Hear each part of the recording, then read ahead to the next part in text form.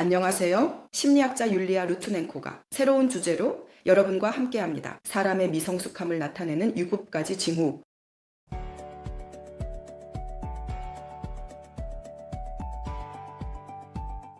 아직 이 채널을 구독하지 않으셨다면 꼭 구독해 주시고 이 영상의 좋아요도 눌러주세요. 이것이 제 채널이 유튜브에서 더 많은 사람들에게 알려지는 데 큰 도움이 됩니다. 그럼 미성숙함의 7가지 징후에 대해 알아보겠습니다. 어디서부터 시작할까요? 첫 번째는 외부의 책임을 전가하는 태도입니다.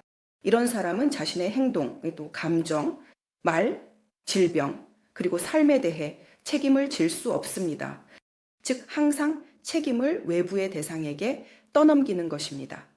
이런 사람은 절대 그래, 내가 여기서 실수했어, 뭔가 잘못했어, 내가 잘못 행동했어 라고 말하지 않습니다. 다른 방식으로 행동했어야 했어 라고 생각하지요. 그리고 저는 이 행동에 대한 책임을 받아들입니다. 아니면 내가 사랑하는 사람에게 불친절한 말을 했습니다. 그리고 나서 상대방이 상처를 받거나 기분이 상하면 그 나쁜 말을 한 사람은 이렇게 말합니다. 이건 네가 나를 이렇게 말하게 만들었으니까 내 잘못이야.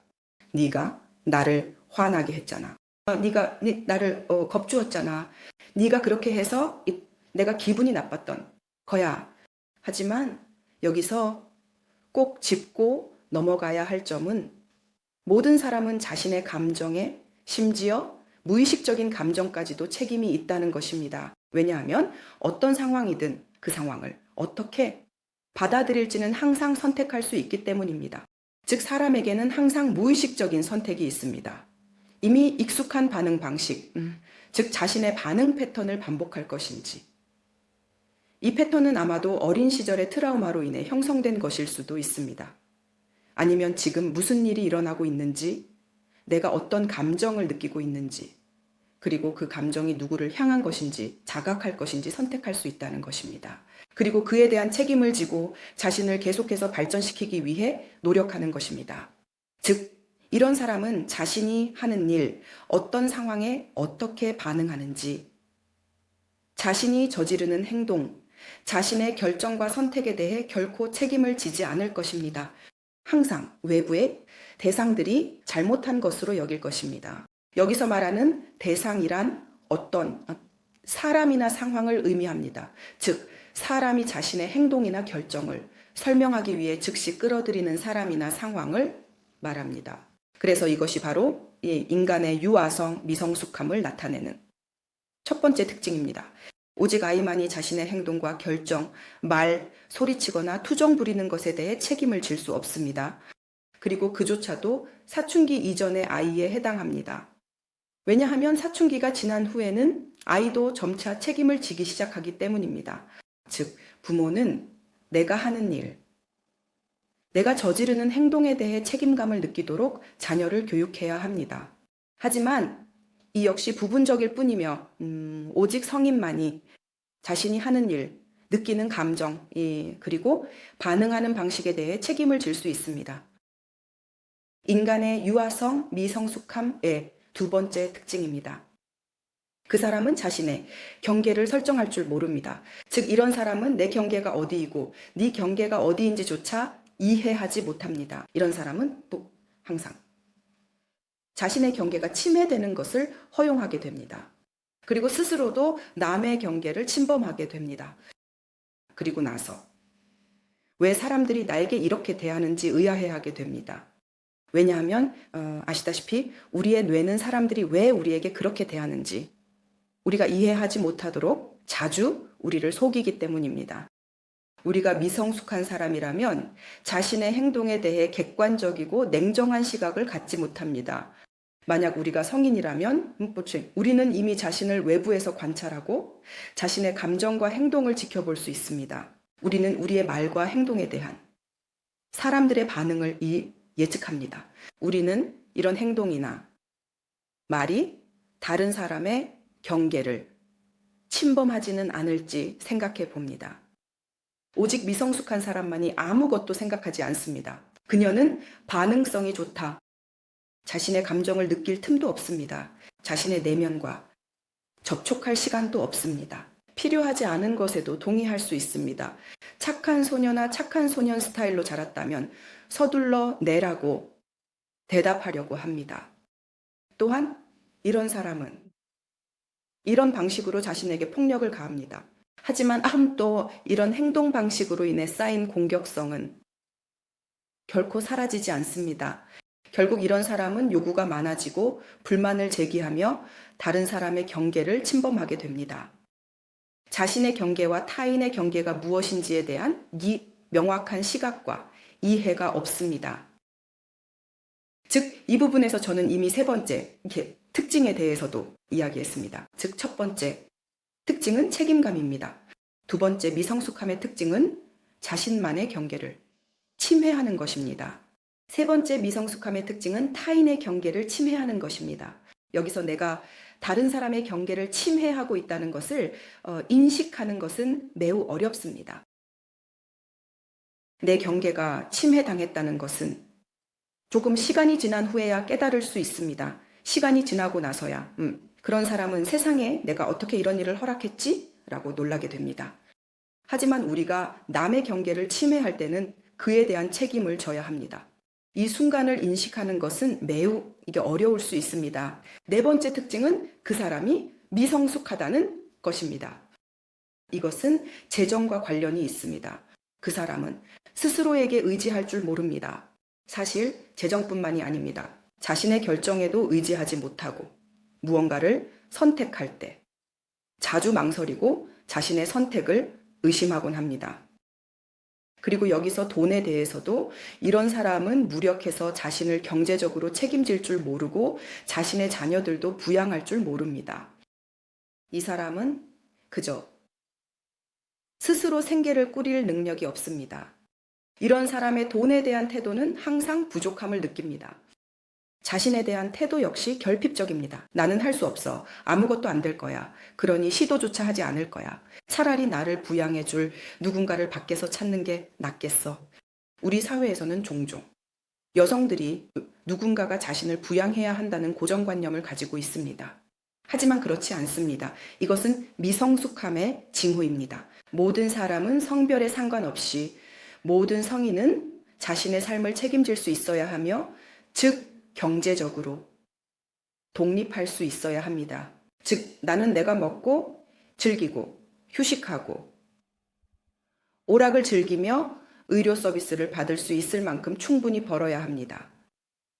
즉 이런 모든 것들을 감당할 수 있을 만큼의 돈이 있어야 합니다. 이제 우리는 미성숙함의 다섯 번째 특징으로 넘어가겠습니다. 하지만 언제나처럼 영상 중간에 여러분께 이 채널을 구독하고 좋아요를 눌러달라고 부탁드릴게요. 잊지 마세요. 이것이 제 채널이 유튜브에서 성장하는 데 큰 도움이 됩니다. 그리고 만약 여러분이 자신에게 미성숙함의 특징 중 하나라도 발견했다면 그것은 여러분에게 어린 시절의 트라우마가 있다는 뜻입니다. 어린 시절에 어떤 스트레스 상황이 발생하면 인간의 발달 과정이 방해받게 되고 이는 반드시 치유가 필요합니다. 이제 다섯 번째 미성숙함의 특징으로 넘어가겠습니다. 그것은 바로 외로움을 두려워하는 것입니다. 이런 사람은 곁에 누군가가 있어야만 의존하게 됩니다. 이러한 트라우마를 우리는 버림받음의 트라우마라고 부릅니다.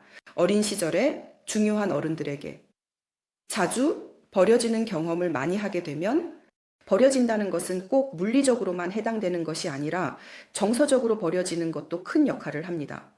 그래서 이런 버림받음의 트라우마는 결국 사람이 항상 어떤 외부의 대상을 찾아 헤매게 만듭니다.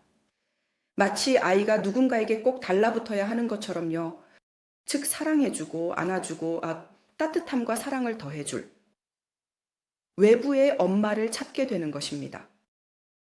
즉 만약 당신이 여성이라면 그리고 외로움을 두려워한다면 남성에게서 바로 어머니의 역할을 찾게 됩니다. 만약 당신이 남성이라도 마찬가지로 어머니의 역할을 찾게 됩니다. 속담에 따르면 여자아이들은 엄마와 결혼한다고 하죠. 남자아이들도 역시 엄마와 결혼한다고 합니다. 제가 말하는 것은 미성숙한 사람들을 의미합니다. 그러니까 외로움이란 외로움에 대한 두려움은 어린 시절에 제대로 극복하지 못한 아동기 트라우마의 결과이며 이것은 반드시 해결해야 할 문제입니다. 저 역시 이 트라우마를 가지고 있었고 그것을 극복하는데 정말 많은 시간이 걸렸습니다. 왜냐하면 그 트라우마가 매우 깊었기 때문입니다. 저는 제 곁에 누군가가 있어주고 저를 안아주고 제 손을 잡아주기를 매우 의존했어요. 그리고 이것은 마치 내가 누군가를 찾아서 내가 혼자라는 외롭다는 느낌에서 오는 아픈 구멍을 가리기 위해 그 사람 뒤에 숨으려는 것처럼 보입니다. 즉 다른 사람으로 그 구멍을 가리는 셈이죠. 사실 그 사람은 파트너가 아니라 엄마 역할을 하게 되고 우리는 외로움의 감정으로부터 보호받기 위한 도구로 그 사람을 이용하게 됩니다. 하지만 모든 성인은 곁에 누군가가 있든 없든 상관없이 행복해야 합니다. 6번째 미성숙함의 특징은 특히 남성들 사이에서 매우 흔한데 바로 부모로부터의 분리가 이루어지지 않았다는 점입니다.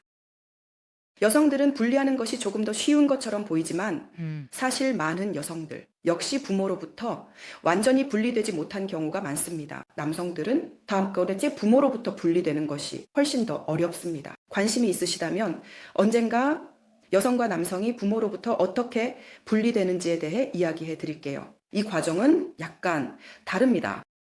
하지만 오늘의 주제는 그게 아니고 부모로부터의 분리가 이루어지지 않았다는 것은 부모에 대한 죄책감, 부모에 대한 연민, 그리고 그들이 상처받거나 돌아가실까봐 두려워하는 감정과 관련이 있습니다. 이것은 부모에게 아니요라고 말할 수 없는 매우 강한 유대감으로 부모가 상처받고 자신을 떠날까봐 두려워하는 것입니다. 비록 그 아이가 이미 성인이 되었더라도 말이죠. 즉, 그 부모와의 경계가 없고 부모가 독재적이거나 받아들일 수 없는 행동을 할 때 이를 멈추게 할 줄 모르는 것입니다. 즉, 부모이기 때문에, 엄마이기 때문에 예외를 두는 것입니다. 어떻게 엄마에게 엄마 미리 말하지 않고 오지 마세요라고 말할 수 있겠어요? 엄마잖아요. 그렇죠? 엄마는 신성한 존재니까요. 그래서 이것이 바로 분리되지 못한 상태라는 것입니다. 즉, 그 사람은 아직 부모와 동등한 위치에 서지 못했고 어른이 되지 못했기 때문에 부모와 경계를 세우는 것이 두려운 것입니다. 그리고 마지막 7번째 미성숙함의 특징은 바로 두려움과 부끄러움에서 비롯된 주도성의 부족입니다. 그 사람은 무언가를 시작하는 것을 두려워하고 위험을 감수하지 않으며 미리부터 자신이 아무것도 해내지 못할 것이라고 예측합니다. 그 사람은 실패를 두려워하고 좌절을 두려워합니다. 그리고 종종 아주 높은 결과만을 꿈꾸며 마치 처음부터 단계를 하나하나 밟아 올라가야 하는 과정을 건너뛰고 곧바로 자신이 꿈꾸는 그 결과가 있는 10번째 계단에 도달하고 싶어 합니다. 그녀는 몽타주를 만드는 것과 같아요. 그녀는 이런 길을 겪어야 해요. 무릎을 꿇을 수도 있고 무언가를 잃을 수도 있고 실패의 수치심을 경험할 수도 있어요. 이 사람은 배우는 입장이 되고 싶어 하지 않고 단지 이미 결과만을 상상합니다. 과정에 있고 싶지 않은 이유는 수치심이 두렵고 실패가 두렵고 위험을 감수하는 것이 두렵기 때문입니다. 그래서 이런 사람은 마치 흐름에 몸을 맡기듯이 살아갑니다. 이 사람은 사회적으로 성공할 수 없습니다. 왜냐하면 어린 시절의 트라우마가 불안감과 낮은 자존감을 형성했고 그것들이 그 사람을 막아서 결국 어른으로서의 삶을 두려워하게 만들기 때문입니다. 그래서 만약 여러분이 자신에게서 유아적인 특징을 하나라도 발견했다면 이는 여러분에게 어린 시절의 트라우마가 있으며 그것이 여러분의 성인 생활에 영향을 미치고 있다는 뜻입니다. 또한 여러분의 구독, 좋아요, 댓글은 제 채널을 성장시키는데 매우 중요한 활동임을 다시 한번 상기시켜 드립니다. 여러분이 활발하게 참여할수록 저는 여러분을 위해 심리학에 관한 유익한 콘텐츠를 계속해서 새롭게 제작할 수 있는 더 큰 동기를 얻게 됩니다.